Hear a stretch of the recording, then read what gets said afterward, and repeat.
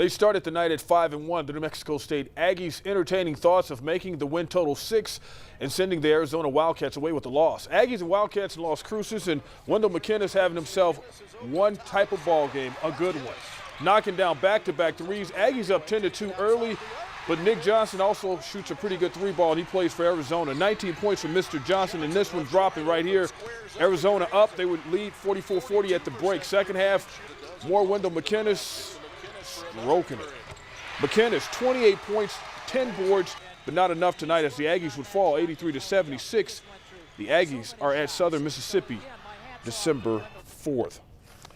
The Lobos' next opponent has arrived. The Idaho State Bengals will face the Lobos team that has spent the last 4 games on the road. Bengals coach Joe O'Brien coaching Iowa at the same time Lobos coach Steve Alford was leading the Hawkeyes. O'Brien has an idea of what to expect tomorrow night.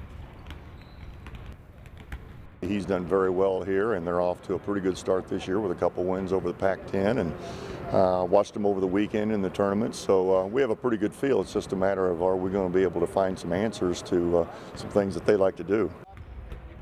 Bengals 7'4" center Jacob Kismerick could be limited in action tomorrow. The big guy is still recovering from an injury.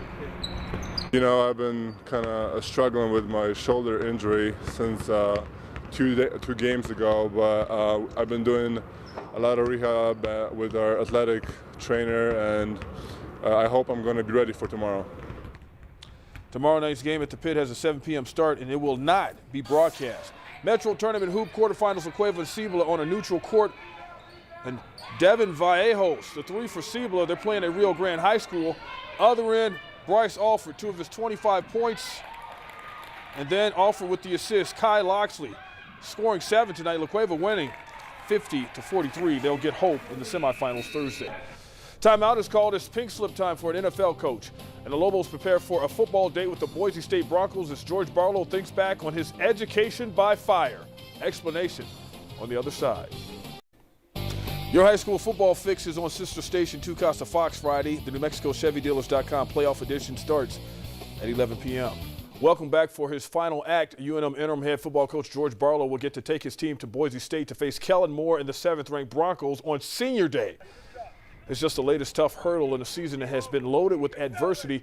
Barlow found himself leading after Mike Loxley was fired during the season. Lobos interim coach isn't saying what is next for him, but he does believe the tough training has prepared him to be a good coach somewhere else. You can't be in much of a tougher situation that I've been in, the last 8 games, because you have to really pretty much go, work with what's there. And I've just tried to work with what's there as best I can and try to improve it and just try to, put these kids in the best situation they can and make sure they have the best experience they possibly can. Game time 4:06 on Saturday. Detroit defensive lineman Ndamukong Suh has been suspended for 2 games by the NFL for this poor behavior he displayed on Thanksgiving Day. Suh has already filed an appeal against the ruling. And after more than 8 seasons, the Jacksonville Jaguars have decided to part ways with Jack Del Rio.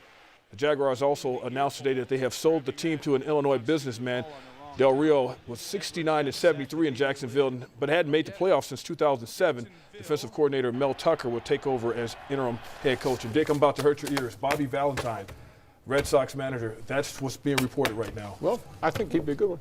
Okay, all right. Yeah. Okay. Tremendous amount of wind coming up for Thursday, and then Friday and Saturday we'll get our chance at some snow showers here. This is a good-looking storm. All right, thanks, Mark, and thank you for watching News 13. Have a great night.